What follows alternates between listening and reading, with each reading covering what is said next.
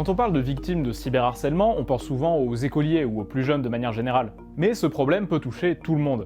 Selon une nouvelle étude réalisée par l'association e-Enfance et la Caisse d'épargne, 60% des 18-25 ans déclarent avoir déjà été victimes de cyberharcèlement. Une grande partie de ces 60% a été touchée avant 18 ans, mais pour la majorité, les faits se sont donc produits après. Et c'est une situation qui risque de s'aggraver puisque les jeunes adultes sont de plus en plus présents sur Internet.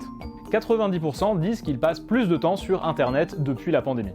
Alors sur Internet, ça veut tout dire, de Instagram à Netflix en passant par les cours en distanciel.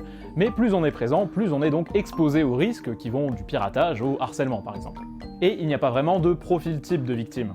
Selon l'association, ce sont juste un peu plus souvent des hommes, un peu plus souvent non diplômés, et ils sont en général sur un grand nombre de réseaux sociaux et sur des jeux en ligne.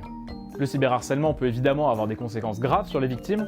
69% disent avoir été perturbés par un sentiment de désespoir, des insomnies ou des troubles de l'appétit, et 49% reconnaissent même avoir pensé au suicide.